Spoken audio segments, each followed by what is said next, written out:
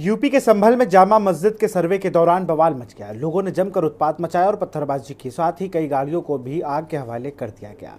इस घटना में 2 लोगों की जान चली गई है। इसी को लेकर समाजवादी पार्टी के अध्यक्ष अखिलेश यादव ने सरकार पर जमकर निशाना साधा है।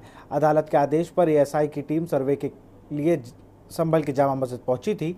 टीम को देखकर लोग आक्रोशित हो गए और पथराव कर दिया। इस दौरान उपद्रवियों ने आगजनी कर दी, जिस पर पुलिस ने भीड़ को तितर-बितर करने के लिए आंसू गैस के गोले दागे। इस हंगामे में एसपी समेत कई पुलिसकर्मी घायल हो गए और 2 लोगों की मौत हो गई।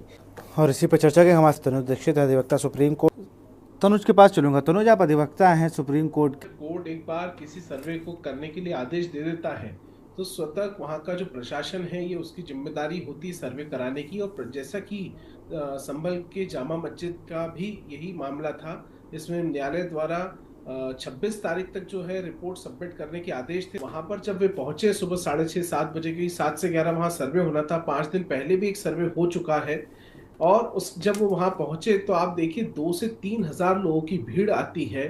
वो भीड़ के साथ जिस तरह की फुटेजेस हमने देखे, इतने सारे भारी मात्रा में पत्थर, यानी एक लगता है जिस तरीके से प्रायर सारी प्लानिंग का हिस्सा हो, इतने सारे पथराव के लिए पत्थर वहां मौजूद होते हैं।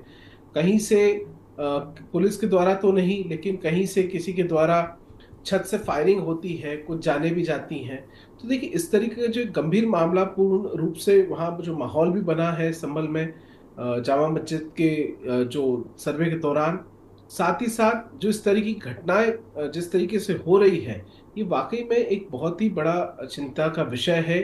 क्योंकि उसमें जिस तरह की याचिका दायर की गई है वो हरिहर मंदिर एक पूर्व में हो सकता है, उस मस्जिद के अंदर हिंदू मंदिर होने के प्रमाण है, ऐसा दावा पेश किया गया है। प्लेसेस ऑफ वर्शिप एक्ट 1991 के तहत कोई भी मामलों में याचिकाओं की सुनवाई नहीं होगी, लेकिन उसके बावजूद भी कहीं ना कहीं ऐसी याचिका को मान्य किया गया और उसके सर्वे के लिए भी आगे कार्रवाई की जा रही है। जी तनुज भाई, आप क्या सोचते हैं? मतलब इस तरह की घटनाओं से कई, एक तो पहली चीज़ होती है कि हम वर्ल्ड वाइड जब ये खबरें आती हैं, ऐसा नहीं कि सिर्फ संभल की चीज़ है, मान लीजिए बीबीसी रिपोर्ट कर दे, भारत में ये हो रहा है। पीपल्स ऑफ वर्शिप एक्ट उसकी सेक्शन 4 ये बोलता है कि किसी भी धार्मिक स्थल या इबादत गाह या ऐसा भी कोई भी जगह जो पूजा के स्थल है, उसको आप कन्वर्शन की कोई भी याचिका उसके लिए नहीं लगा सकते। वो ऐसी याचिकाओं को लगाने से उस धारा सेक्शन 4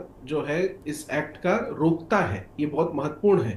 कोर्ट से ऐसे मामलों में परमिशन मिलती है, जैसे कि हाल ही में अभी हमने देखा तो ऐसी कई सारी याचिकाएं, जैसे धार की भोजशाला, ज्ञानवापी मस्जिद, ऐसे कई सारे मुद्दे इस देश में देखने को मिलते हैं। संभल की जामा मस्जिद भी बड़ी में एक हिस्सा है।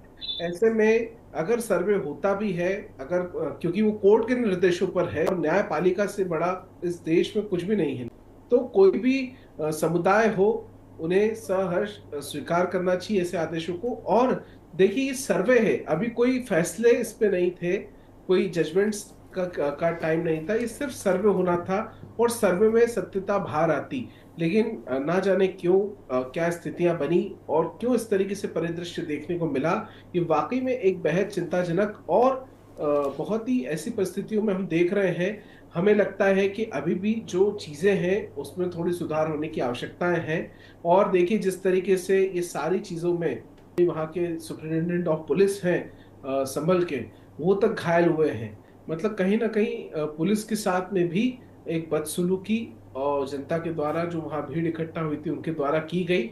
और ये सब वाकई में लॉ एंड ऑर्डर खराब करने का कार्य जिस तरीके से हो रहा है, इस पे अंकुश लगाने की आवश्यकता भी है। और भविष्य में ऐसी कोई भी स्थितियां निर्मित ना हो, इसके लिए भी प्रशासन शासन को कड़े कदम उठाने की आवश्यकता है। इस तरीके से चीजें होंगी तो कहीं ना कहीं वो प्रभावित समाज को करेंगी। बहुत बहुत शुक्रिया आप सबका, बहुत बहुत शुक्रिया हमसे जुड़ने के लिए। हम बात कर रहे थे संभल में शाही जहाँ मस्जिद थी उसको सर्वे को लेकर जो बवाल हुआ, बवाल के बाद पत्थरबाजी होती है। पुलिस की तरफ से अगर बात की जाए तो कई पुलिसकर्मी और एसपी घायल हो गए। फिलहाल इस कार्यक्रम में इतना ही। देखते रहिए के न्यूज़ इंडिया। नमस्कार।